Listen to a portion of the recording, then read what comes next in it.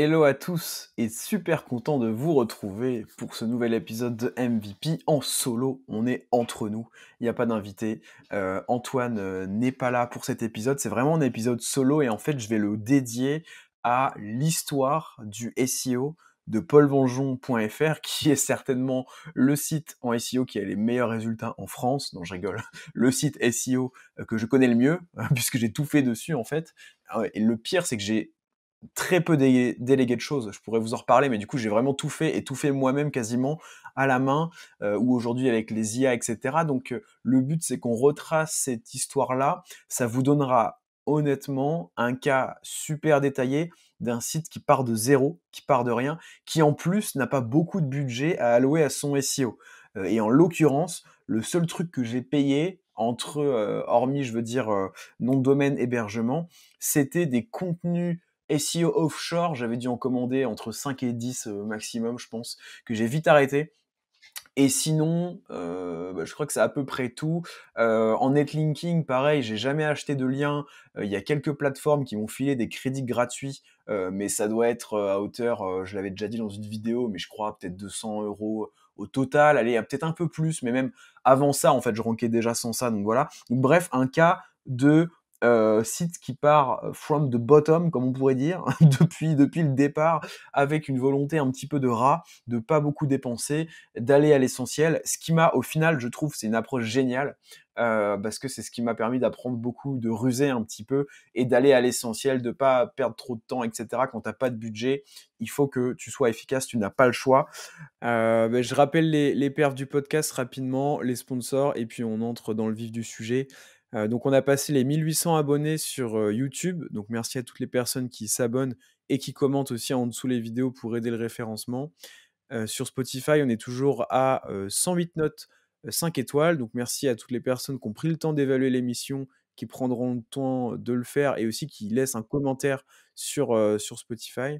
Et aussi un grand merci à toutes les personnes qui nous posent des questions toutes les semaines sur X quand on annonce le sujet de la semaine. Au niveau des sponsors, comme d'habitude, on va remercier les 3 marques qui nous suivent toutes les semaines, Tot SEO, Linkuma et O de Switch. Donc si vous êtes à la recherche d'un assistant sémantique à intention de recherche, c'est vers Tot SEO que vous pouvez vous diriger. Vous avez un lien qui se trouve en description. Pour un hébergeur web qualitatif, français, avec un SAV au top, c'est O2 Switch. Et si vous souhaitez commencer un petit peu le netlinking avec de l'achat de liens pour pas trop cher, ce sera vers Linkuma que vous pourrez vous diriger. Vous avez donc les 3 liens qui se trouvent dans la description. Pourquoi j'ai jamais voulu investir beaucoup dans ce site-là? Il y avait une raison à la base purement fiscale. Comme j'étais uniquement au début en micro-entreprise ou auto-entreprise, vous savez qu'on est taxé sur son chiffre d'affaires et non son bénéfice. Ce qui fait que c'est qu'on n'a pas du tout intérêt, en tout cas en prestat de service, en auto-entreprise prestation de service non commercial. Moi, j'avais aucun intérêt à avoir des charges parce que c'était pas du tout déductible. Donc voilà, à la base, c'est vraiment pour ça. C'était chaque charge, la charge était mon ennemi en fait. Donc j'avais pas du tout envie de dépenser de l'argent. Aujourd'hui, là, si je relançais un nouveau site, comme je suis en société, et cetera, ce serait différent. Peut-être que j'investirais plus. Mais voilà, donc là, vous aurez un cas de site qui n'a pas voulu dépenser, qui n'a pas beaucoup dépensé. Alors, aussi avant de commencer, disclaimer, je ne prétends pas me souvenir à la perfection de toutes les micro-étapes, d'exactement la manière dont j'ai fait les choses il y a 4 ans aujourd'hui. Je me rappelle pas de tout, je me rappelle des grandes étapes, je sais très bien dans quelle mentalité j'étais, les limites de connaissances que j'avais, les petits hacks que j'ai utilisés, etc. Mais je vous dis pas que là, ce que je vais vous dire, ça va être au mot près la vérité absolue, hein. Vous vous en foutez, de toute façon, vous pourrez jamais vérifier, mais je préfère vous le dire par souci de transparence. En tout cas, les grandes étapes y seront, donc je vais tout vous détailler. Déjà, ce site-là, faut savoir que donc il a été lancé en 2021. Là, j'ai la courbe SEMrush sous les yeux pour avoir l'historique un petit peu. Et donc les premiers mots-clés positionnés là, selon SEMrush, c'était tac tac tac en mars 2021. un mot-clé entre le top 51 et le top 100. Donc voilà, entre la 51e position et la 100e position. Un mot-clé, bon, je vais pas cliquer dessus pour avoir le détail, hein. Ensuite, donc ça, c'était mars. Avril, 7 mots-clés. Pareil, des mots-clés entre la position 51 et 100. Mai, 35 mots-clés, donc là ça commençait un peu à prendre, avec 24, 51, 100, 5 qui étaient entre 21 et 50, et 6 qui étaient entre 11 et 20. Donc là, 6 entre 11 et 20, on se dit, ok, le mec a peut-être compris quelque chose. Google le met page 2 peut-être. Bon, y a peut-être quelque chose. Et juin, Champagne, 73 mots-clés. Et si on prend aussi par ordre, on va dire, de pertinence, on va commencer direct par le top 3. Il y avait 2 mots-clés en top 3. Grosse victoire, donc là on peut en déduire que ça a commencé à générer un peu de trafic SEO. 2 mots-clés top 3, 10 mots-clés entre 4e et 10, 6 mots-clés 11-20, et puis après la suite on s'en fout un peu. Voilà, donc ça c'est juin. Juillet, maintenant on va faire que le top 3. Juillet 2021, 6 mots-clés top 3. Août 2021, 7 mots-clés top 3, pas excellent. Septembre 2021, 10 mots-clés top 3. Après je vais plus dire les mois là. 18, 20, 35, gros gap, 39, 54, 53, ok, 59, là ça stagne un peu, 59 toujours, 65, 65, 63, petite baisse, 60, petite baisse, 73, 76, 84, etc. On arrive globalement, c'est une ascension sans arrêt, hein, ininterrompue, enfin au global, hein, si on regarde la tendance globale, jusqu'en septembre 2024, où j'étais à 147 mots-clés top 3, ce qui est vraiment pas mal. Et après, là, jusqu'à aujourd'hui, ça chute un petit peu, de 147, alors je sais pas si c'est une mise à jour de la base de données SEMrush ou quoi, mais en tout cas de 147 mots-clés top 3 recensés en septembre 2024, aujourd'hui, je suis à 84, donc quand même une bonne différence. Donc soit c'est des updates Google, c'est possible, soit c'est la base de données SEMrush qui a changé. En tout cas, moi, si je regarde, vous savez quoi, je vais comparer en live. Donc, on a dit septembre 2024 et mars, enfin 2025, c'est aujourd'hui. Je regarde juste en live sur la Search Console pour vous dire si oui ou non il y a une baisse de trafic, mais je crois pas, hein. Je crois pas, donc c'est peut-être plus. Enfin bref, je vais vous dire. Je vais vous dire. Donc là, je suis sur la Search Console. D'ailleurs, ceux qui écoutent, dans tous les cas, vous ne ratez rien. Il n'y a pas de partage d'écran pour cette vidéo. Le but, c'est que je décrypte tout à l'oral. Donc, je vais prendre la GSC. Tac, ça va bien charger. Je vais mettre les 16 derniers mois. Hop, on va filtrer comme ça. Et je vais vous dire si je vois une différence. Tac, tac, tac. Ah oui, mais du coup, ça remonte. Ok, donc septembre 2024. Donc ça, c'était avril 2024. Septembre 2024, ok, on y est. Il y a peut-être une légère. Non, j'ai l'impression que c'est stable, honnêtement. Puisque là, je faisais des 50 clics par jour en septembre 2024. Et là, aujourd'hui, je fais encore des 50 clics par jour. Non, franchement. Ou alors peut-être une légère baisse, mais ça doit être très très minime, hein. Non, donc honnêtement, globalement, ce qu'il faut retenir, c'est des performances plutôt stables en réalité. Alors peut-être que j'ai perdu des mots-clés, mais au final, des mots-clés qui m'apportaient pas de trafic, j'en sais rien. Mais même d'un point de vue impression, je suis pareil en fait. D'un point de vue impression, je suis pareil, et d'un point de vue clic, je suis pareil. Donc bon. Alors attendez, pour plus de précision, quand même, parce que j'ai envie de vous donner de la vraie info. Et après, on parlera de ce que j'ai mis en place, ne vous inquiétez pas. Là, c'est pour que vous puissiez avoir le contexte parfait. Donc ce que je vais faire, c'est qu'au lieu de prendre 16 mois, je vais aller dans la rubrique comparer les plages de date. Et ce qu'on va faire, c'est que je vais comparer septembre 2024. Je regarde, mais c'était bien ça. Septembre 2024, là où SEMrush me met le mieux, entre guillemets, au mois de mars 2025, là où SEMrush me met le moins bien, quoi, on va dire. Donc, alors, hop, on va prendre le petit filtre 2024. On a dit septembre. Hop, je vais mettre du 1 au 30 septembre. Mince, du 1 ici, hop. Là, pareil, je remets 2024, septembre.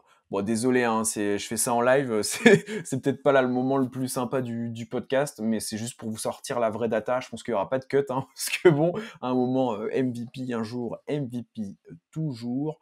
Alors, septembre 2024, ok, donc là j'ai fait mon filtre, j'ai bien mis du 1er septembre 2024. Donc pour ceux qui se demandent, autant que je vous apporte un peu de valeur pendant ce blanc, là, je suis allé dans la GC. Après, j'ai filtré par date. Et en fait, soit vous avez filtre, où là, vous mettez, voilà, tu me mets les datas des 28 derniers jours, tu me mets les datas des 16 derniers mois, ou même personnalisé. Et après, vous pouvez aller dans comparer. Il y a une rubrique comparer. Et ça, si vous avez une chute de trafic ou un gain de trafic et que vous souhaitez l'expliquer, c'est magnifique parce qu'en fait, vous comparez deux plages, vous voyez du coup les différences. Là, par exemple, je vais comparer un mois à l'autre et je vais pouvoir voir les différences en termes de trafic global, donc il y a moins 1000 de trafic ou quoi entre les deux périodes. Et après, je vais pouvoir analyser d'un point de vue micro quelles sont les pages qui sont les plus responsables et quels sont les mots-clés les plus responsables de cette hausse ou de cette baisse. Donc c'est vraiment incroyable. Ok, donc là j'ai mis mon premier filtre.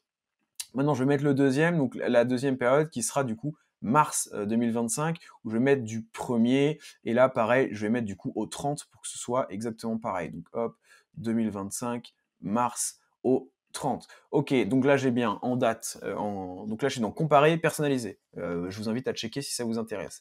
J'ai bien 24,09,1 à 24,09,30, et la deuxième 25,03,1, 25,03,30. On est bon. Allez, c'est parti. Je vais faire comparer et on va regarder un petit peu la différence en termes de trafic. Ok, donc il y a une petite baisse. Il y a une petite baisse. En gros, je faisais le mois de septembre, qui était mon pic all time. J'ai fait 2780 visites SEO. Et le mois là qui vient de s'écouler, mais après c'est pareil, ça se trouve à la saisonnalité, ça joue, hein, mais bon. Le mois qui vient de s'écouler, 2220. Donc bon, petite baisse quand même. Par contre, en impression, je fais plus d'impressions aujourd'hui. Ce qui est normal puisque j'ai créé plus de pages, donc en général, ça fait quand même plus d'impressions. Et ce qui est intéressant, ça va être de voir un petit peu les principales différences, et puis après je passerai à autre chose évidemment.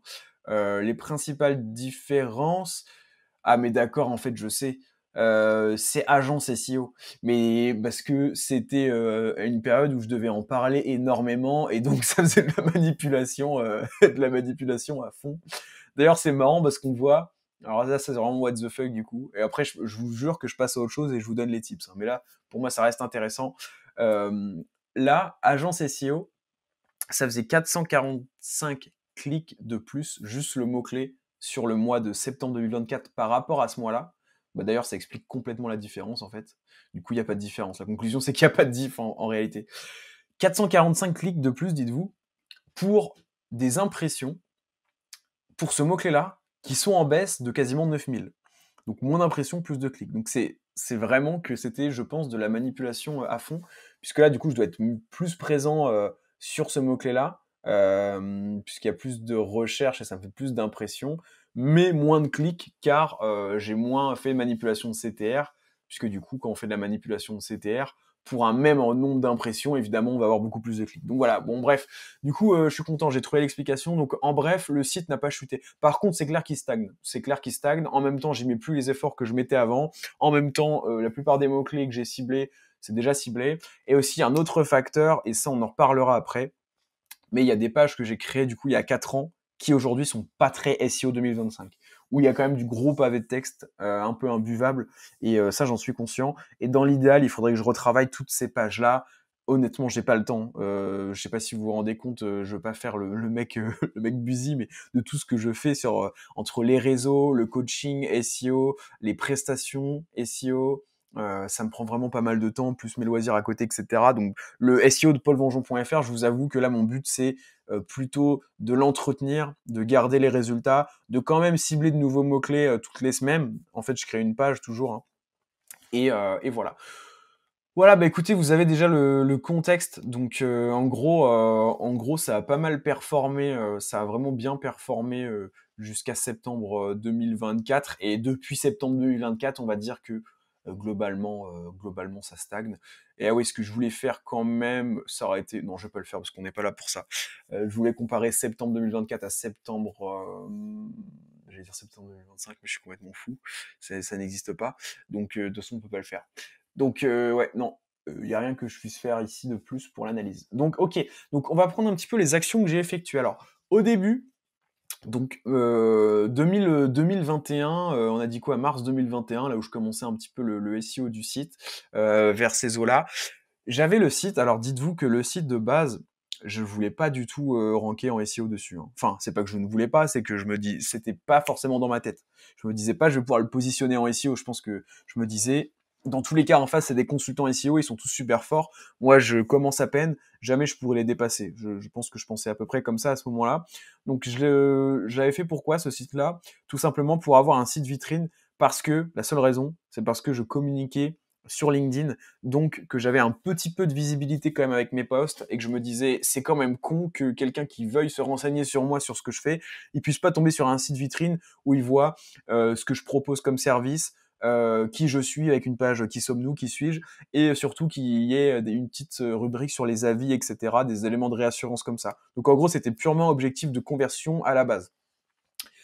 Au bout d'un moment, quand je suis arrivé à l'agence, j'ai quand même compris des petites bases sur comment faire du SEO. Donc l'agence web, qui aujourd'hui s'appelle AWI, Agence Web Intelligence, qui en tout cas, quand j'étais dans cette agence-là, était vraiment une bonne agence qui m'a fait progresser à fond. Je suis reconnaissant fois 1000. J'ai été payé pour être formé au SEO. J'ai fait une alternance chez eux, donc littéralement payé pour être formé par des seniors. C'est magnifique, hein. C'est vraiment magnifique, je peux rien dire de plus. Aujourd'hui, je sais pas si l'agence a toujours le même niveau de qualité, etc. Mais je pense que oui, enfin, je vois pas trop de raisons. Enfin, après, j'en sais rien. Donc, je ne m'avance pas. En tout cas, une chose est sûre, c'était une super agence à ce moment-là.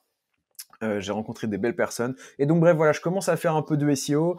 J'avais pas encore en tête la notion d'intention de recherche. Donc, en fait, ce que je faisais à ce moment-là, je crois que je tapais SEO, juste le terme SEO dans le Keyword Magic Tool de SEMrush. Je regardais un petit peu quels mots-clés étaient présents et je les ciblais en fait un à un globalement. Donc, je me rappelle d'une de mes toutes premières positions qui était avantage SEO. En fait, quels sont les avantages du SEO? Et oui, alors si, je m'en souviens. Bon, le podcast, ça va être un peu comme ça, hein. Je vais parler d'un truc et puis après, ça va m'évoquer un autre truc.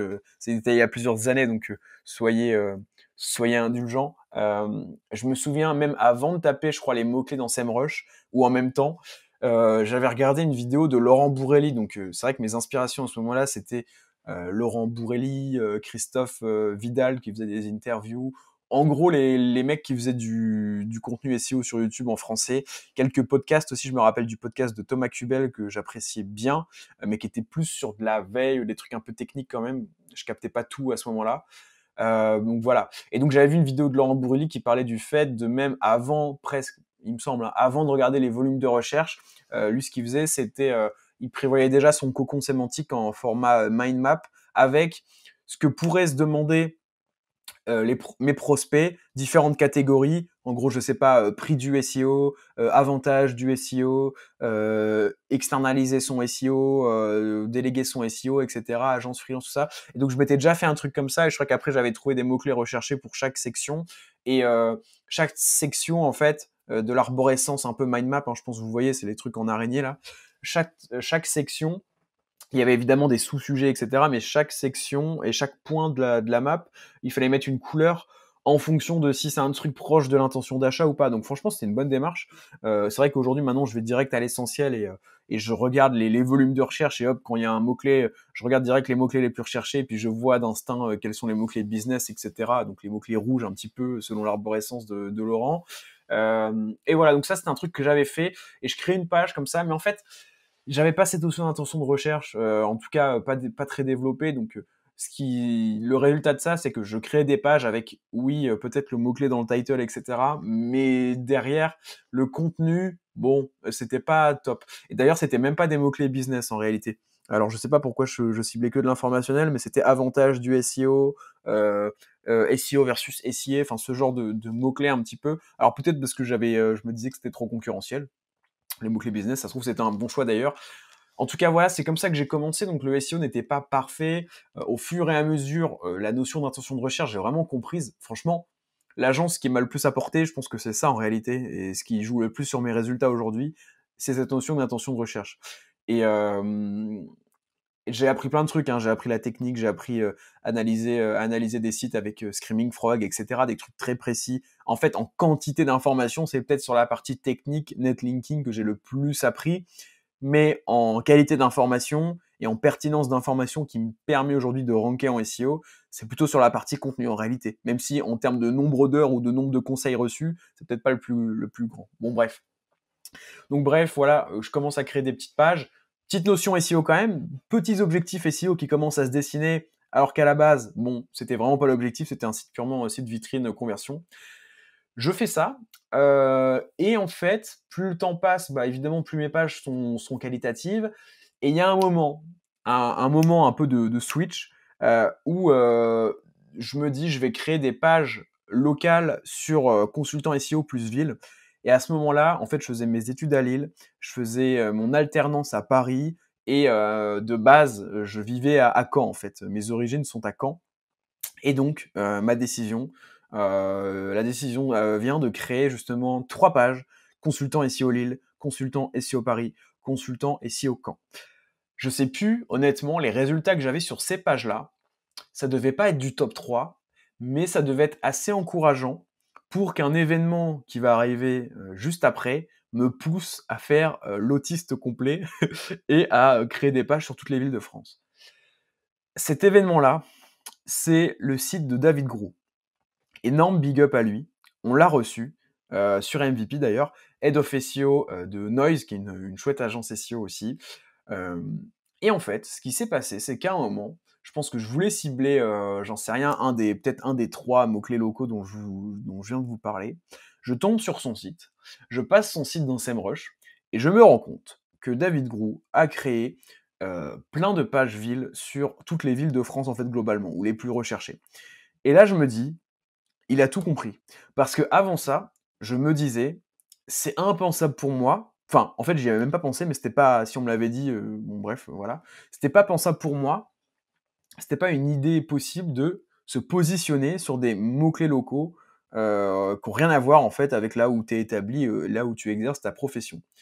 Quand j'ai vu faire ça, je me suis pas dit: «C'est pas du tout pertinent, what the fuck, c'est du spam, et puis ça lui sert à quoi?» Je me suis dit: «Génie» en fait. Génie parce que il a raison, consultant SEO, c'est un métier digital. Si un prospect tape consultant SEO, Paris et que vous êtes à Lille, mais qu'en fait vous arrivez à lui faire comprendre qu'il y a pas besoin d'être présent, dans la même ville, en fait ça change presque rien aujourd'hui. Surtout à ce moment-là, hein, je précise, télétravail et cetera, c'était démocratisé parce qu'il y avait le covid et cetera, donc les gens étaient OK avec ça et il y avait déjà une prise de conscience par rapport à ça, par rapport au fait que certains métiers en télétravail, c'est très friendly et donc en freelance. Bon bref. Et donc je me suis dit: «Génie, incroyable, je fais pareil». Et là, c'est là où tout a commencé, en termes de résultats SEO, c'est que j'ai commencé à créer plein de pages villes. Alors je sais plus, je me demande, est-ce que j'ai commencé par les plus grosses villes de France ou est-ce qu'au contraire, une fois que j'avais fait Paris, Lille, Caen, est-ce que j'ai commencé par des petites? Et bah, vous savez quoi? En fait, je peux vous apporter la réponse en live parce que je peux voir, dans quel ordre j'ai créé mes pages sur, paulvonjon.fr. Donc je vais vous dire ça en live. D'ailleurs, on va pouvoir reprendre l'historique, ce qui va être magnifique. En premier, donc OK. Bah, vous voyez, mais c'est magnifique, hein, je ne vous mens pas, hein, les premières pages créées, les pages locales, consultant SEO Lille, consultant SEO Caen, consultant SEO Paris. Après, il y a eu toute une période où j'ai pas fait de mots-clés locaux, où je partais sur des trucs prestataire netlinking, tarif consultant SEO, tarif audit SEO, tarif article SEO, externalisation SEO, coaching SEO que j'avais déjà créé à l'époque, alors que j'ai mis 4 ans à en proposer. Ça, c'est vraiment très drôle. Je trouve ça vraiment excellent. Devis SEO, ok. Et là, voilà. Et là, c'est parti. Alors, j'ai pas la date. Enfin, je pourrais la retrouver. Est-ce que ça a de la valeur de trouver la date? Je pense pas. En tout cas, consultant SEO Toulouse qui pop d'un coup. Et là, c'est parti. Et là, c'est de l'autisme à foison. S'ensuit consultant SEO Nice, consultant SEO Nantes, consultant SEO Strasbourg, Montpellier, Bordeaux, Rennes. Et après, je ne m'arrête pas. Je fais les agences SEO. Agence SEO Paris, agence SEO Marseille, Lyon. Donc là, par ordre décroissant des top villes pour le coup. Lyon, Toulouse, Nice, etc. Voilà. Après, je reprends des mots-clés un peu autres. Donc je fais des pages filles pour consultant SEO Lille, consultant SEO Paris, choisir son consultant SEO à Lille, consultant SEO Paris, combien coûtent ses services, etc. Putain, magnifique. Franchement, je me penche jamais là-dessus, hein, je regarde jamais. Là, c'est la seule fois. Ok, et après, l'autisme continue. Consultant SEO Reims, consultant SEO Salesforce, consultant SEO Toulon, Saint-Étienne, Le Havre, Grenoble. Ça s'arrête pas. Je commence à faire après les CMS, consultant SEO, PrestaShop, etc. Bon bref, voilà. Donc excellent. Sachant qu'à ce moment-là, j'ai un petit bug de code, j'espère que le podcast sera pas impacté, je pense pas. De toute façon, je suis tout seul, donc il y aura pas de décalage. À ce moment-là, les contenus que je crée, je les crée manuellement. Je vous l'ai dit, la seule dépense que j'ai effectuée, dépense réelle sur mon site, c'était délégué à du offshore. J'ai dû le faire 5-10 fois, grand max. Honnêtement, je crois que je l'ai fait 5 fois. Et sinon, avant ça, je rédigeais manuellement. Après ça, j'ai repris à rédiger tout manuellement, mais vraiment manuellement, hein. Et après, arrivée de l'IA, j'ai commencé à faire l'IA, etc. Et en même temps de l'arrivée de l'IA, genre ChatGPT gratuit, Jasper, tout ça là, ça devait être en 2022. En même temps, j'ai commencé les textes à trous sur les pages villes, etc. Voilà. Allez, pour le fun, on se prend les premières pages que j'ai créées sur le site, les toutes premières. Il y a une page consultant SEO, il y a la page d'accueil, forcément, me contacter. Alors ça, très drôle, je vais passer rapidement dessus parce qu'on s'en fout, mais c'est un fun fact. Il y a une page mon compte et une page validation de la commande. Pourquoi ? À la base, je voulais vendre, dites-vous what the fuck, hein, vraiment le mec ne connaît pas le métier, hein, ça se voyait. Je voulais vendre des audits SEO, des audits netlinking, ce genre de trucs en e-commerce. J'avais un putain de WooCommerce sur mon WordPress et tu pouvais mettre dans ton panier, si tu étais visiteur sur mon site, audit SEO, 250 €, je sais pas quoi, et passer commande sur un site. Personne ne fait ça. Personne ne fait ça avant d'avoir parlé au gars en visio ou quoi, ça n'a aucun sens. Ça n'a aucun putain de sens. Je sais pas ce qui m'est passé par la tête. À la limite, un mini audit de 1 heure que tu payes 50 balles, allez, tu peux faire ça en e-commerce, je pense. Le mec a pas besoin d'être réassuré, mais je sais pas ce qui me passait par la tête. C'est excellent. C'est vraiment, ça me pète de rire, quoi. C'est, bon, bref.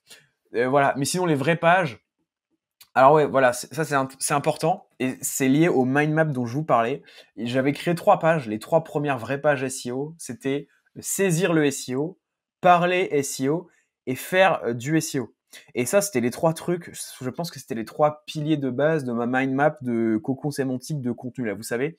Et ça, typiquement, bah, c'était des pages qui n'avaient pas d'objectif SEO à proprement parler. C'était juste des pages d'entrée pour les gens qui cliquaient sur mon blog et après, en fonction de ce qu'ils voulaient faire, si vous voulez saisir le SEO, donc en fait comprendre le SEO, ils arrivaient sur, je sais pas, une grosse définition du SEO plus toutes les pages filles qui étaient liées. Si vous voulez parler SEO, je sais pas pourquoi saisir le SEO, parler SEO, c'est un peu pareil. Bon bref, parler SEO, voilà, et faire du SEO, là, ça devait être le silo qui m'intéressait le plus. Vous voulez faire du SEO, bah voilà, il y a les formations SEO, il y a la prestation SEO, il y a le fait de recruter des SEO en interne, machin. Bon bref, voilà. Donc ok, mention légale, newsletter, bon on s'en fout. Choisir consultant SEO, donc choisir son consultant SEO, ça c'était un truc que j'avais fait. Alors je sais plus c'était pourquoi, parce que choisir consultant SEO, c'est pareil, je le sais, c'est pas un mot-clé qui est recherché, je pense pas qu'il l'était à l'époque. Bref, pourquoi pas. Référenceur web, ok, un premier truc sympa. Freelance SEO, évidemment, très cool. Audit SEO, campagne netlinking SEO. Et après, on voit que quand même, il y a plus de... Après, c'est plus pertinent parce que c'est du tarif audit SEO, tarif article SEO, etc. Consultant SEO technique, ça, typiquement un mot-clé que j'avais vu sur SEMrush, où je m'étais dit, ok, il y a un peu de volume, il n'y a pas beaucoup de concurrence, let's go. D'ailleurs, allez, petit check. Est-ce que consultant SEO technique, je suis toujours positionné ou pas?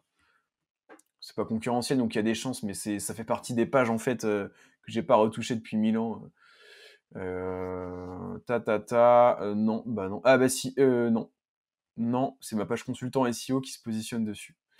Ma page consultant SEO technique, ça se trouve, vous voyez, elle est peut-être même plus indexée, hein. Donc quand je vous dis que j'ai des pages que je dois potentiellement qui seraient bonnes à reprendre, franchement, à mon avis, ça en fait partie.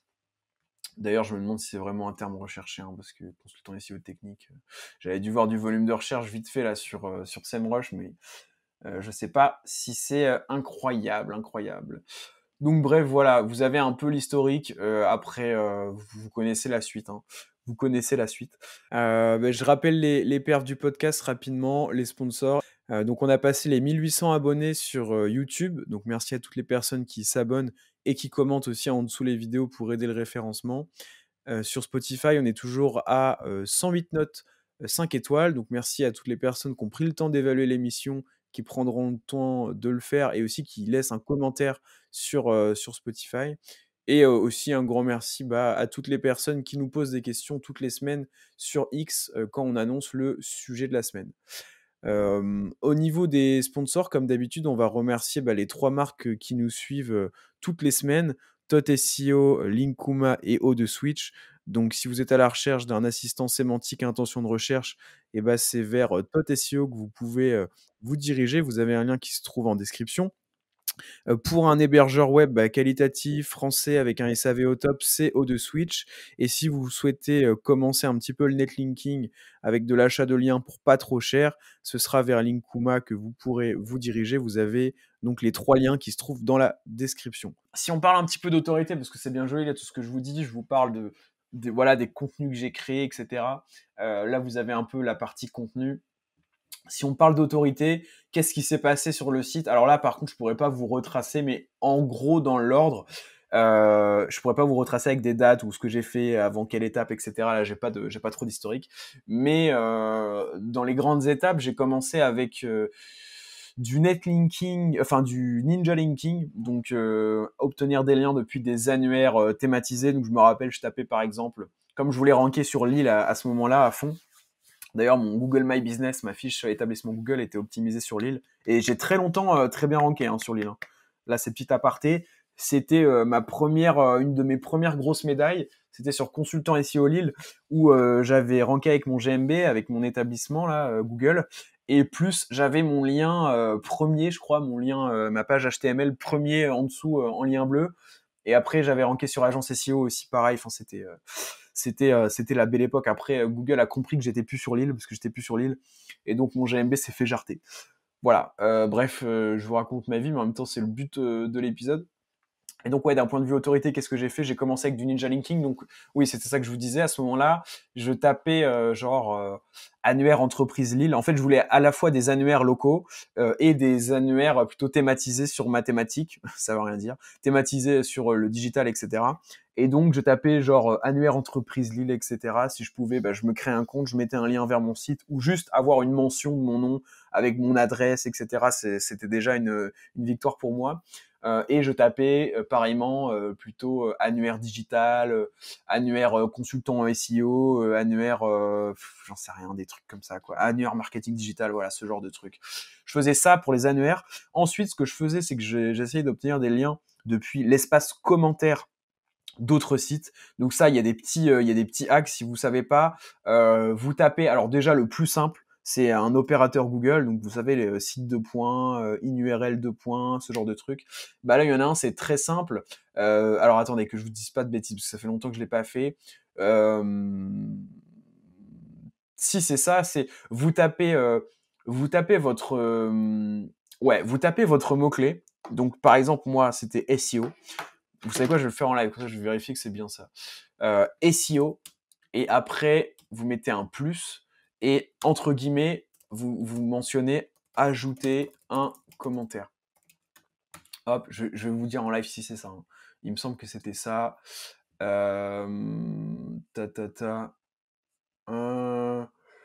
Ouais, en tout cas, là, j'en trouve. Ouais, c'est ça. J'en trouve. Donc, je sais. Ouais, si, c'est ça. En fait, c'est exactement ça. C'est juste que le premier résultat m'a biaisé parce que c'est l'exception qui confirme la règle. C'est parce que c'est un site qui parle des commentaires en SEO. Et du coup, lui, si je tape ajouter un commentaire en CTRL F dedans, à mon avis, ouais, je vais le trouver. Alors que c'est l'exception qui confirme la règle. On peut pas ajouter de commentaire. C'est parce que dans son texte, ça mentionne ajouter un commentaire. Mais sinon, le reste, c'est ça. Là, par exemple, en faisant le premier lien qui tombe, C'est blog du modérateur, c'est énorme, hein, blog du modérateur, hein, c'est un énorme site. Rédiger un brief SEO, 5 bonnes pratiques à adopter. Et en fait, vous savez, Google, quand vous tapez un truc précis comme ça, souvent, il vous met pas la métadescription de base de l'article. Il vous met le passage un peu en gras où il y a ce que vous avez tapé. Et là, je vois en gras, ajouter un commentaire, publier un commentaire. Et donc là, si je fais ajouter... Ah, bah là, du coup, je le trouve pas, mais ouais, publier un commentaire, je l'ai bien, donc ça marche bien. Et là, effectivement, je peux faire un commentaire. Donc là, dans le cas dont je parle, vous n'avez pas le partage d'écran, on s'en fout. Hein, je peux rentrer le commentaire, le nom et l'email. Donc là, pour moi, ça m'intéressait pas parce que je peux pas rentrer mon site. Alors que la plupart des WordPress, on peut le faire. Je vais essayer. Donc là, le but, c'est quoi, hein, pour ceux qui n'ont pas compris, le but, c'est de trouver des sites qui parlent, des pages qui parlent de SEO, puisque j'ai tapé SEO dans Google. Après, j'ai tapé plus et entre guillemets ajouter un commentaire. Et donc de trouver des sites qui parle de SEO où c'est mentionné ajouter un commentaire dans le texte. Donc en général, c'est la section classique de WordPress où il y a l'espace commentaire en dessous et où vous pouvez ajouter du coup un commentaire. Donc voilà. Mais en tout cas, là, voilà, je suis sur un autre site, bassinarcachon.org. Je sais pas pourquoi il parle de SEO. Ça va être un expiré. C'est quand même vachement drôle. Et là, si je fais ajouter un commentaire, on a bien la section. Et si je clique dessus, je vais vous dire ce qui se passe. Ah bah là, là, c'est parfait. On a la section. Et dans les champs du truc pour ajouter un commentaire, il y a nom, adresse mail, site web et commentaire. Et donc le site web, c'est la catégorie qui est pas le seul champ qui est pas obligatoire, hein, évidemment, mais je peux l'ajouter. Et donc quand vous faites ça, bah, ça vous fait des liens. Alors ils sont rarement en dofollow, hein, ça se dit pas dofollow encore une fois, mais ils sont souvent plutôt, pour être juste, ils sont souvent en nofollow, UGC. Donc nofollow, vous savez ce que c'est, je pense. C'est vraiment un lien qui précise à Google, n'envoie pas de puissance au site qui reçoit le lien. UGC, ça veut dire User Generated Content, donc contenu généré par l'utilisateur, qui n'est pas publié par le propriétaire du site. Et en l'occurrence, c'est exactement ce qu'est un commentaire, c'est un UGC. Et donc voilà, la plupart du temps, c'est ça.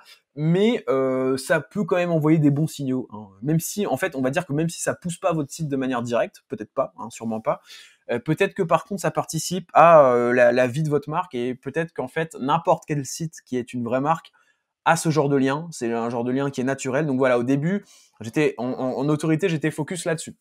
Je pense que j'ai fait un peu d'échange de liens avec des potes ou avec un consultant de l'agence, Dimitri, gros big up à toi. C'est possible que j'ai déjà fait ça, je pense que c'est probable, mais j'ai pas dû en faire des tonnes et des tonnes non plus. J'ai dû en faire un peu. Et après, et là, gros big up à Dimitri. En fait, Dimitri, c'était un filou. C'était un mec qui a rejoint l'agence peut-être genre 6 mois après que je sois arrivé à l'agence. Donc, je suis resté 1 an et demi au total.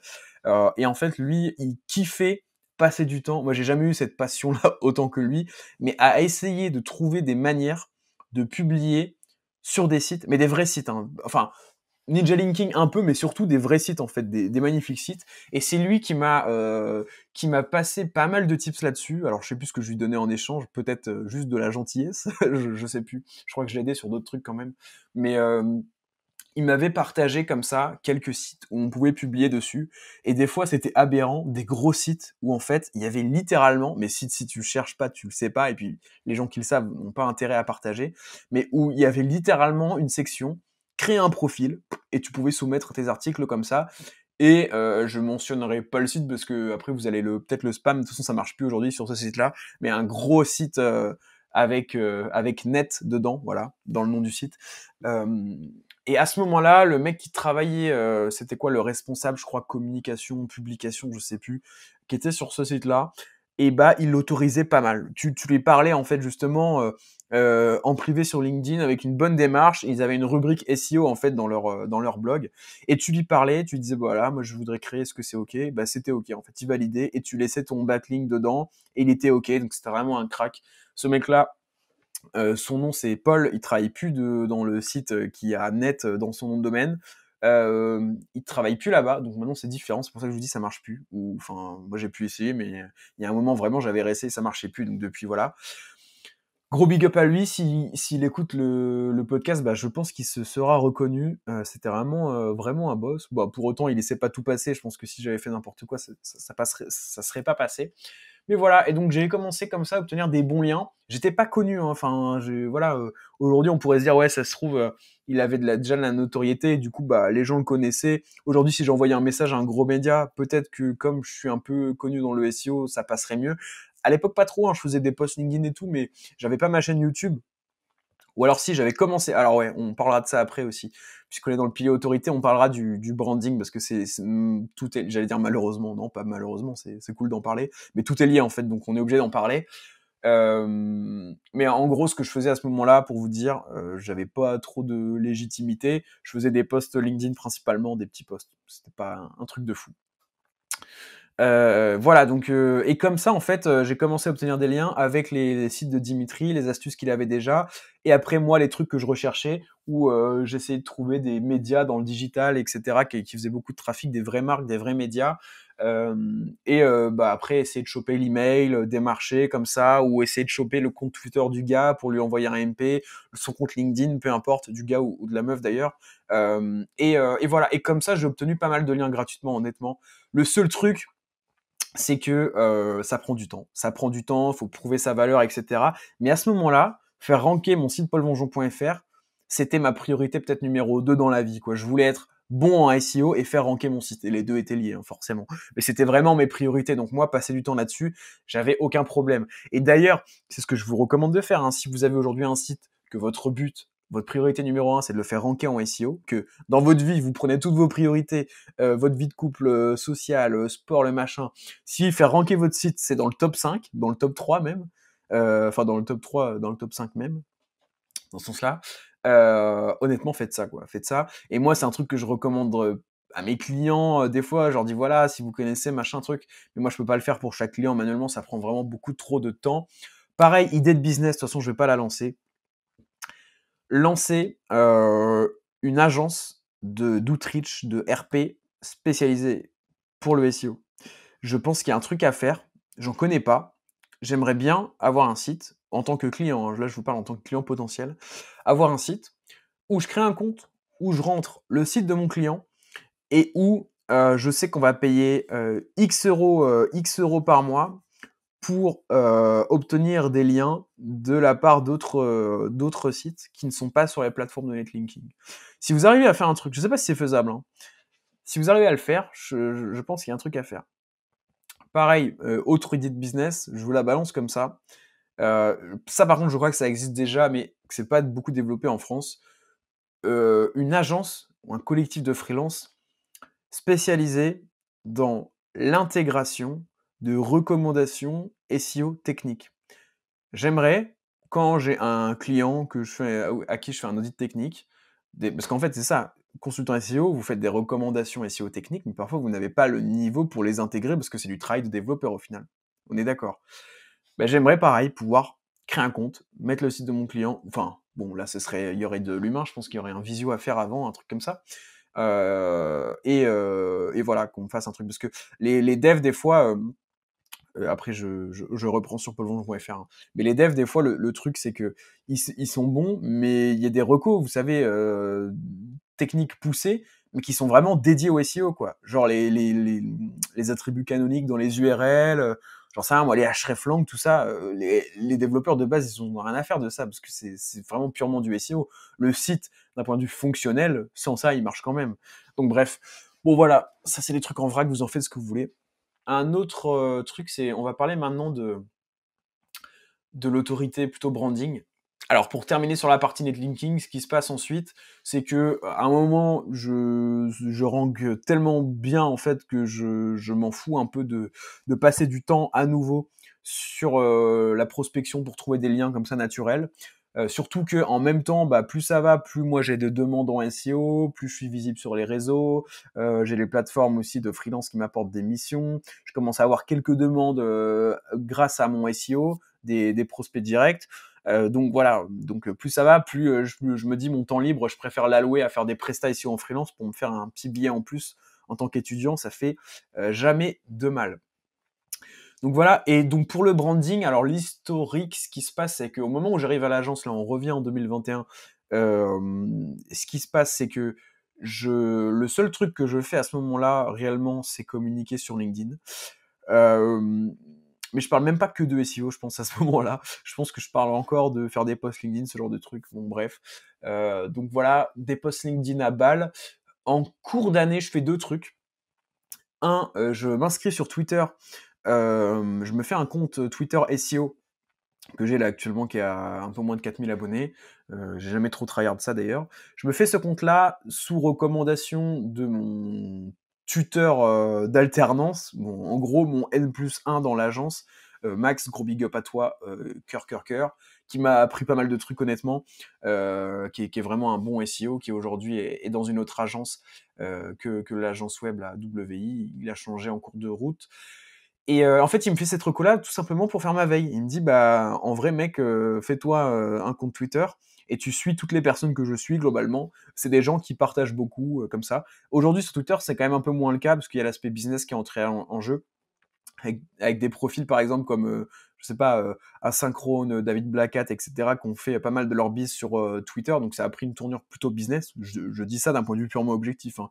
Moi, le premier, je fais, du business sur Twitter, hein, et l'algo a un peu changé aussi, je crois. Bon bref, ce qui fait que c'est un peu moins le cas, la veille SEO Twitter. Si vous cherchez à faire de la veille SEO, vous pouvez aller sur Abondance, par exemple. Vous inscrivez à la newsletter d'Abondance. C'est genre le truc à faire en France si vous voulez pas vous prendre la tête pour faire de la veille SEO. Voilà. Et donc, je m'inscris sur Twitter. Ça, c'est la première chose que je fais. Au final, je vais finir par publier un peu sur Twitter, partager des résultats, mes pensées sur le vif, comme je fais toujours aujourd'hui d'ailleurs. Donc voilà, gagner en abonnés aussi. À un moment, je voulais faire des abonnés sur Twitter. Maintenant, c'est plus trop un objectif. Et deuxième truc, je lance ma chaîne YouTube. Sauf que vous pouvez aller voir ma chaîne YouTube perso, Paul Vengeon, là. Vous regardez les premières vidéos, j'ai supprimé aucune vidéo, je crois, ou quelques-unes sur le moment que j'appréciais pas, que j'ai supprimé, mais sinon, les premières vidéos sont toujours là. Et c'était des vidéos de 5 minutes. Alors pourquoi 5 minutes? Parce que j'utilisais la version gratuite. J'étais toujours à la chasse aux dépenses. Je voulais pas faire de dépenses. J'utilisais la version gratuite de Loom, qui était limitée à 5 minutes. Aujourd'hui, il y a des alternatives, je vous donne ça en vrac, hein, mais Komodo Dex notamment, vous tapez K-M-O-D-O dans Google. Alors je le fais en live pour voir s'il n'y a pas autre chose qui rentre dessus. Komodo, qu'est-ce qui se passe quand je tape ça? Ma connexion est vraiment... Ah bah ouais, c'est Dragon de Komodo. Eh ouais, non. Donc Komodo, donc comme Dragon de Komodo, plus vous mettez deck à la fin. Même, non, Dex en fait au pluriel. Donc comme un deck de cartes, D-E-C-K-S. Et voilà, vous prenez le premier lien, et ça c'est une alternative à Loom qui a un plan gratuit qui est plus généreux. Bref, je faisais des vidéos de 5 minutes. Des vidéos de 5 minutes sur des outils, genre je présentais le Href YouTube Keyword Tool, je faisais, je sais pas, une recherche de mots-clés sur SEMrush pour montrer comment c'était. J'avais fait un tuto Search Console aussi, bah du coup je crois que c'était en 5 minutes, hein. Enfin, c'était assez lunaire. Quoique, la vidéo Search Console, la toute première, elle faisait peut-être plus de 5 minutes. Bon bref, voilà. Donc ça, c'était pas du tout des vidéos qui m'ont généré du branding, si vous voulez. C'était des petits tests, et je le faisais d'un point de vue purement SEO Google. Enfin, pas SEO Google, SEO YouTube, mais vision SEO Google. C'est-à-dire que ce que je faisais, c'est que j'allais dans Href YouTube Tool, et du coup, je regardais là où il y avait des recherches sur la thématique du SEO. Donc, je tapais SEO dans cet outil-là, qui d'ailleurs, aujourd'hui, et le truc est en maintenance depuis des mois et tout, je pense qu'il marche plus. Mais en gros, c'était un recherche de mots-clés YouTube. Et je regardais ce qui rankait. Donc, je sais pas, quand je tapais SEO, je crois que j'avais... alors je dis une bêtise, j'avais peut-être un truc genre audit SEO, qu'est-ce que c'est? Donc j'avais fait une vidéo, qu'est-ce qu'un audit SEO? Ce genre de truc. Et des fois c'était des outils, genre Yoast SEO, tuto, enfin voilà. Donc voilà, je faisais des petits trucs comme ça, et mon but c'était vraiment de ranker en SEO, parce que j'étais vraiment dans ce paradigme-là.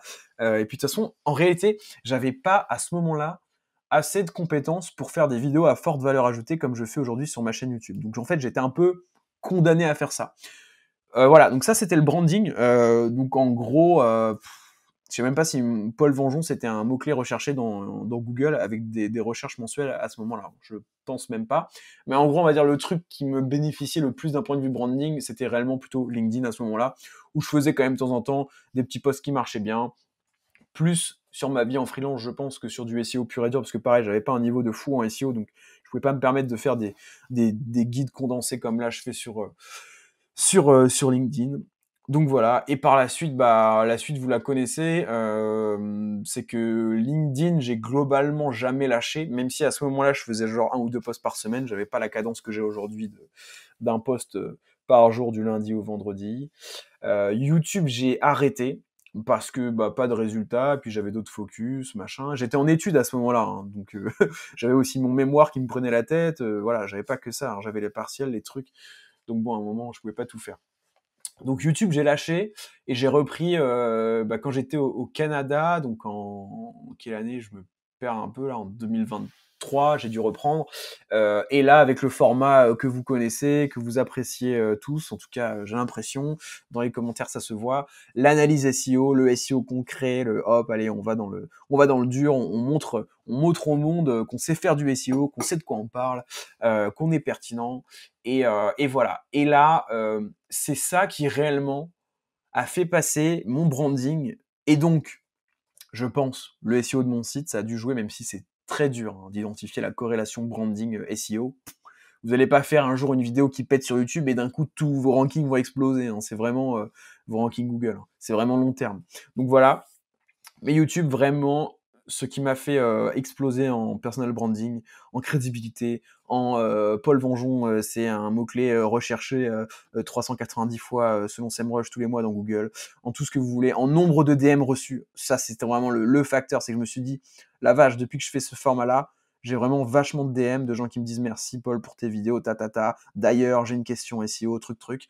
Alors qu'avant, je faisais du reach sur LinkedIn, mais au final, pas de vidéo, pas de connexion réelle avec les gens. Les gens, voilà, pour eux, ils n'avaient pas l'impression de me connaître. Comme là, peut-être vous qui m'écoutez, vous avez l'impression. Enfin, en fait, c'est pas que vous avez l'impression que c'est vous me connaissez forcément parce que vous m'écoutez, etc. Donc peut-être pas cette proximité-là. Ce qui fait que j'avais pas énormément de recherches dans Google sur mon nom. Voilà, je faisais peut-être des vues sur LinkedIn, mais j'étais qu'une photo de profil et que des pavés de texte en fait pour les gens. J'étais qu'une photo de profil qui créait des pavés de texte, en fait, je pense. Des petits carousels, des trucs, bon, voilà, mais voilà, pas de réelle connexion. Et donc ça, c'est un peu la fin du game, hein, voilà, là que je suis devenu le meilleur SEO du monde.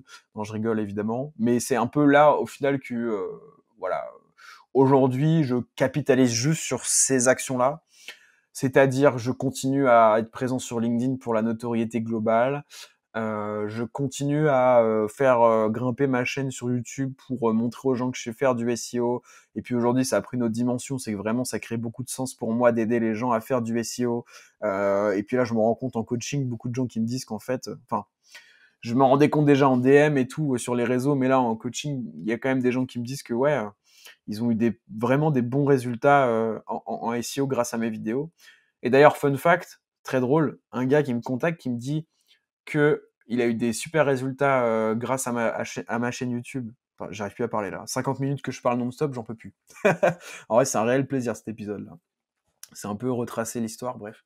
Un mec que j'ai pris en accompagnement, qui, donc vrai accompagnement, vrai presta SEO que je fais tous les mois pour lui et tout, et qui me disait en fait, parce que je lui disais, bah ouais, bon, comme t'as pas un budget énorme, je peux t'orienter peut-être vers une autre agence, un truc comme ça. Donc comme ça me fait de l'apport d'affaires, ça me fait des commissions, et je lui propose un bon prestataire qui lui apporte des bons résultats. Tout le monde est content. En fait, le mec m'a clairement dit que la presta SEO, c'était surtout pour me... Enfin, qu'il en avait besoin, hein, que ça allait l'aider, que je fasse son SEO et tout, mais que c'était aussi pour me remercier et que du coup, pour lui, ça avait aucun sens de passer par quelqu'un d'autre. Donc, limite, je me suis dit, ok, c'est fort quand même, c'est quand même fort. Et bref, voilà, donc je disais, ça a pris une autre dimension, et c'est vrai qu'aujourd'hui, ça fait un peu bullshit, mais c'est aussi parce que j'ai coché toutes les autres cases.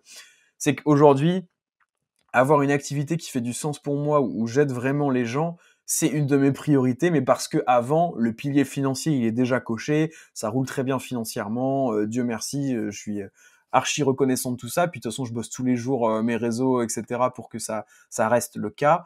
Donc c'est mérité, hein, c'est les conséquences au final de mes actions long terme. Mais c'est pour ça que je suis dans un autre paradigme aujourd'hui, je suis plus juste dans être visible au max, même si, encore une fois, hein, c'est toujours des trucs que j'essaie d'optimiser, parce que je sais que pour le long terme, c'est intéressant. Mais le fait d'avoir du sens dans son activité, d'aider les gens, bah, c'est un truc que je trouve archi fort.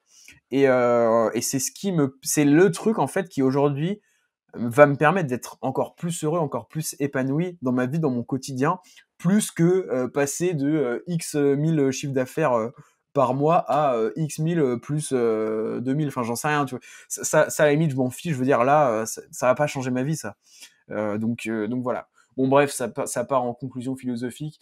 Je pense vous avoir dit quand même pas mal de choses là. On a vu comment le pilier contenu, ce que j'avais fait, là, toutes les étapes, vous les avez, franchement, là, vous savez tout. Je vous le dis, la conclusion du pilier contenu, c'est qu'aujourd'hui, quand je crée des nouvelles pages, je suis beaucoup moins en mode pavé de texte, etc. J'essaye vraiment de penser beaucoup plus UX, chose que je faisais pas du tout à la base. Et donc, ce qu'on peut en conclure, c'est que il faudrait que je check ma GSC, que je regarde les top pages qui me génèrent le plus d'impressions et peut-être pas beaucoup de clics pour potentiellement les reprendre d'un point de vue UX, même intention de recherche, parce que pareil, au début, je faisais pas les choses parfaitement bien là-dessus. Voilà, le pilier autorité, vous l'avez. Du netlinking, des ruses pour avoir du netlinking gratuit au départ. Oui, les petites plateformes qui m'ont un petit peu aidé en m'offrant des crédits, mais c'est rien de folichon. Et aujourd'hui, plutôt un axe sur le branding qui m'apporte aussi des bénéfices directs hors SEO, donc j'ai tout intérêt à optimiser ça. Et sur l'aspect technique, honnêtement, je suis pas passé dessus parce que c'est pas ce qui m'a apporté des résultats, tout simplement. Mais voilà, le site c'est un WordPress, je l'ai créé. Quand je suis arrivé en agence et que j'ai commencé à faire des audits SEO, des audits techniques SEO avec Screaming Frog, WebPerf, etc., bah, j'ai fait pareil sur mon site. Donc si, ouais, il y avait quand même une période, ça allait assez vite, mais j'ai corrigé genre des 301 qu'il y avait dans le maillage, etc., des redirections, tout ça j'ai corrigé. J'ai refait, non, mon sitemap c'était bon. Et par contre, il y a eu tout un arc un peu, on pourrait dire, comme un manga, et toute une période un peu webperf quand même. Je me rappelle avoir passé, je pense, allez, 2 bonnes semaines sur ce sujet, à raison de peut-être, j'en sais rien, 30 minutes par jour ou une semaine, mais bon, bref, voilà. Et ça, gros big up à Dimitri aussi, encore une fois, hein, qui m'avait aidé sur le linking. Dimitri, c'était pas un des profils les plus seniors. Hein. Je pense qu'il a élevé à peu près mon niveau d'XP en SEO. Globalement, peut-être un peu plus, mais voilà, rien de. Non, en vrai, il avait le même niveau que moi, parce que il faisait du SEO depuis peut-être un tout petit peu plus longtemps, et encore, je sais pas. Mais comme quand il est arrivé, ça faisait déjà 6 mois que j'étais à l'agence, moi j'avais bien step up. Donc je crois même que j'étais plus avancé que lui sur certains points. Mais en tout cas, ce qu'il avait et que moi j'avais pas, c'était cette ruse-là sur le netlinking. Donc c'était pas un des profils les plus seniors, mais il avait l'esprit un peu magouille, etc. Et c'est super inspirant d'avoir ce genre de profil. Franchement, il avait envie de réussir, des ambitions, et puis il osait pas, non, il n'hésitait pas, au contraire, à, euh, à y aller un peu à l'audace parfois, à contacter des gens, etc. au téléphone pour avoir un backlink. Bref, c'est inspirant, hein, c'est inspirant ce genre de profil. Et donc c'est avec lui aussi que j'avais passé pas mal de temps sur la webperf, parce que pour le coup, sur ce point-là, il me mettait une tollée. Parce que moi, la webperf, c'est toujours un truc que j'ai un peu boudé, quoi. C'est vrai que ça m'a jamais trop excité de faire de la webperf, honnêtement. Mais voilà, comme il faut avoir des bases saines en webperf, évidemment, je m'y suis intéressé. Et c'est lui qui m'a appris à analyser putain, à interpréter les analyses de PageSpeed Insight, et puis à installer les plugins gratuits, toujours gratuits, hein, parce qu'on était tous les deux en micro-entreprise. Dimitri était un rat, et moi aussi à ce moment-là. Et je pense qu'au fond, on l'est toujours tous les deux. Et donc, il m'a appris, voilà, à trouver les bons plugins qui répondent aux problématiques relevées dans PageSpeed. En général, d'ailleurs, c'est des plugins qui font un petit peu tout à la fois. Je vais vous en citer quelques-uns, tiens, tant que j'y suis, parce que je pense qu'ils sont toujours gratuits, ou en tout cas, ils avaient une version gratuite assez généreuse. Et voilà, donc c'était grâce à lui. Ces plugins, je me rappelle comme ça de tête, c'était Auto-Optimize. Ça, je crois que c'est cool pour tout ce qui est les problématiques liées au CSS, au JS. En gros, les ressources qui vont consommer pas mal de temps de chargement pour rien. Il y avait un truc qui s'appelait genre WebP Converter, un truc comme ça, pour convertir toutes les images de son site en format WebP, donc un format qui est un bien meilleur compromis, qui économise pas mal de temps de chargement, de poids des images, sans pour autant perdre en qualité, ou alors un tout petit peu. Et donc j'avais passé comme ça toutes mes images. Et qu'est-ce qu'il y avait d'autre? Je me demande si j'avais pas utilisé aussi un CDN. Donc Cloudflare, qui est pareil, on peut faire des trucs en gratuit dessus. Pour réduire le temps, un peu connexion serveur et cetera, temps de réponse de serveur et je crois que c'était tout. En tout cas, voilà. Encore une fois, je peux pas me souvenir d'absolument tout parfaitement. Mais voilà, donc big up à Dimitri. J'en profite pour remercier je vais remercier tous mes collègues de l'agence. Donc bah, là, je vais en oublier, je vais me faire insulter. Mais bah, Kevin sur la partie linking, Florian sur la partie technique, contenu, Max sur tout, Marine sur la partie contenu et Awais sur la partie technique. Et puis voilà, après il y en avait d'autres, mais avec qui je travaillais peut-être plus de loin. Adrien Russo aussi, franchement, on a eu des très belles discussions. J'y ai pas pensé là tout de suite, parce que il a rejoint en fait l'agence, pas quand moi je partais, mais vraiment à la fin. Donc c'est vrai que, en plus on a changé de locaux, donc là je pensais surtout à l'ancienne agence. Et Adrien Russo est trop bien surtout, mais surtout sur la partie netlinking, comment sélectionner les spots, maillage interne, netlinking, maillage interne, et mince, le dernier truc, relation client. Relation client, il était vraiment bon en relation client. Et voilà. Voilà. Et puis les commerciaux aussi, avec qui je me suis toujours bien entendu, le pôle SIA aussi. Les commerciaux qui m'ont appris quand même à vendre. Parce qu'au final, j'ai fait des présentations de propales avec les commerciaux. Et surtout, je faisais du SEO et d'une oreille, je les entendais parler en call, voir ce qu'ils disaient comme argument, etc. Ce qui m'a permis vraiment d'être plus à l'aise, moi, pour mes premiers calls et tout. Et puis voilà, et puis le pôle SIA, bah, juste du fun. Hein. J'ai pas appris vraiment le SIA avec eux, mais on a comparé quand même. Des fois, on travaillait un petit peu main dans la main pour certains projets. Alors, pas moi directement, mais j'assistais des SEO qui travaillaient avec eux directement. Ouais, et puis voilà, puis bah évidemment les fondateurs de l'agence, Nourdine et Jonathan, qui m'ont toujours laissé en fait pas mal de liberté. Et ça, c'est magnifique. Sur mon activité en freelance, sur le fait que j'avais le droit de travailler mon site. C'est bête, mais je crois qu'il y a des agences qui interdisent malheureusement à leurs consultants de travailler sur leur propre site. Hein. En tout cas, je pense que ça doit exister. Et qui m'ont permis, et ça c'est très très rare, et ça je le sais, de prendre des clients en freelance en parallèle de l'agence. Et ça, je vous jure que c'est rare, parce que vous êtes entre guillemets, un concurrent direct. Même si au final, c'est pas les mêmes typologies de prospects normalement. Et bon, bref. Voilà, donc on a fait un point sur la technique, sur le contenu, sur l'autorité. Je pense que je vous ai absolument tout dit. Ah non, mais non. Et ben là, j'espère que vous n'avez pas quitté le podcast. Hein.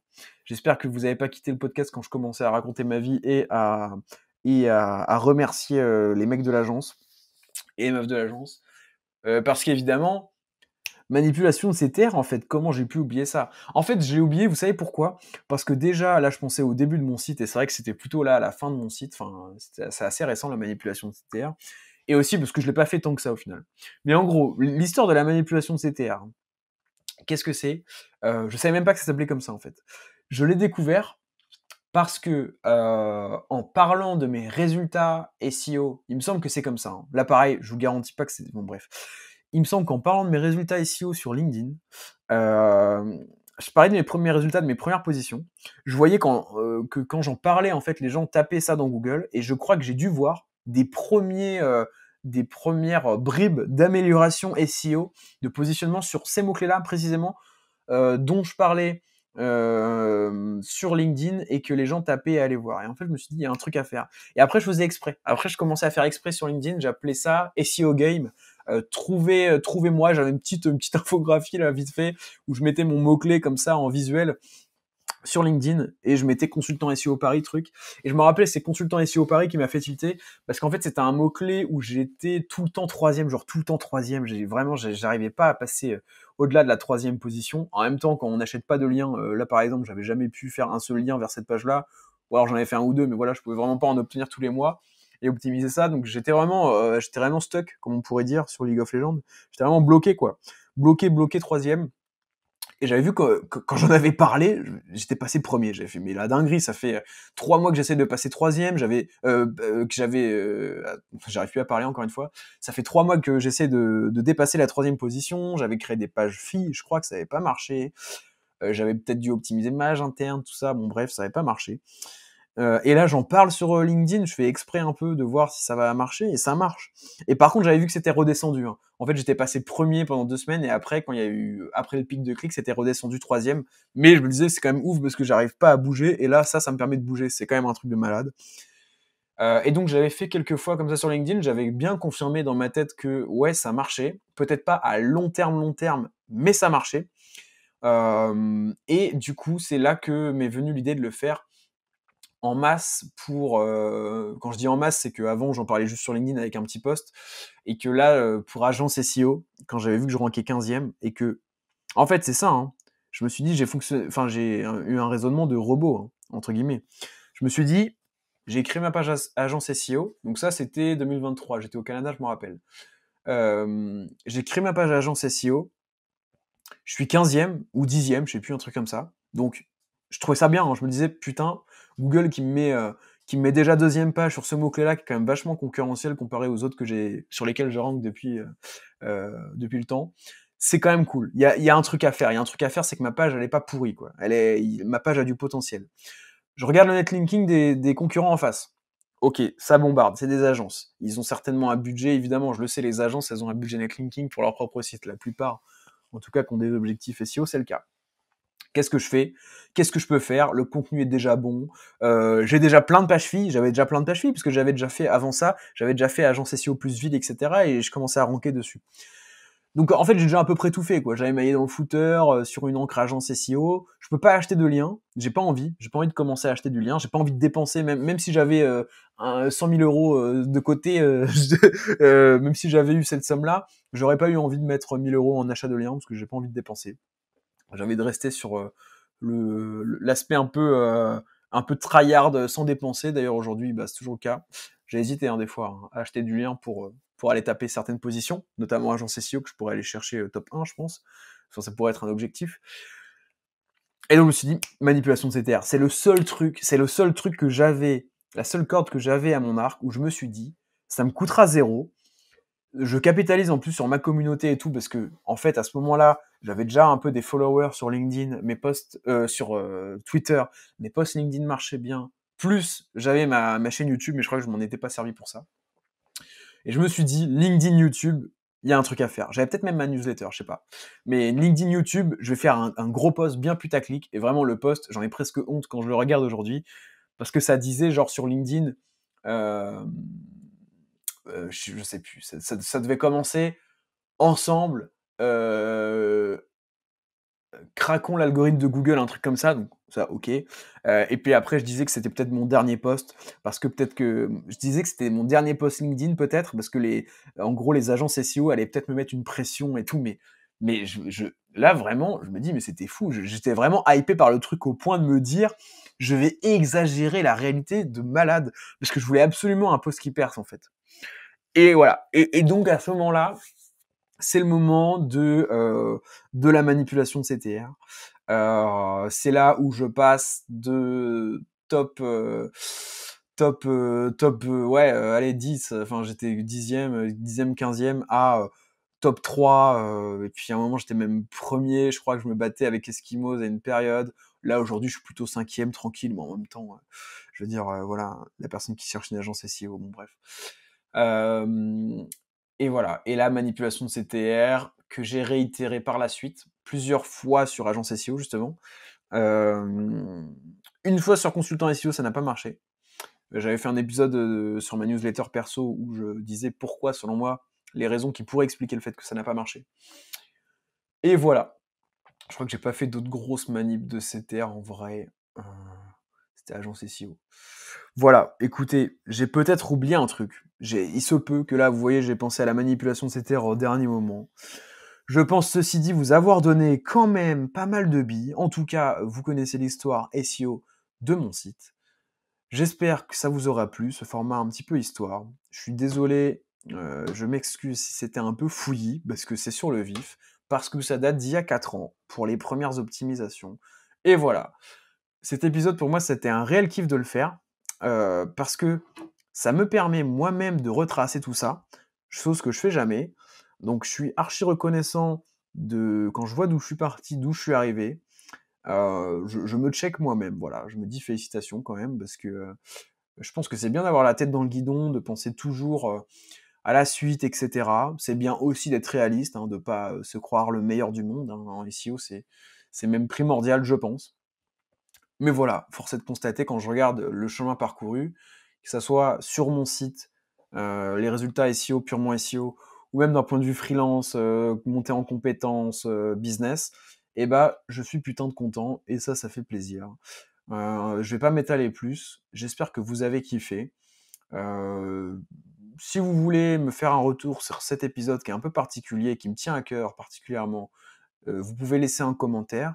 Si vous avez envie de le faire sans aider les algorithmes Spotify, et YouTube, vous pouvez me le dire en DM, ça me fera presque même plus plaisir, hein. J'adore, recevoir des retours en DM honnêtement. Et moi je vous dis à une prochaine pour un épisode MVP. On essaye de trouver des invités très sympas en ce moment. On essaie de vous faire kiffer. Voilà. À la prochaine. Et puis bonne soirée, bonne matinée à vous. Je sais pas, vous étiez peut-être en voiture, en train de marcher, en train de bosser, en train de nettoyer la vaisselle, en train de manger peut-être même.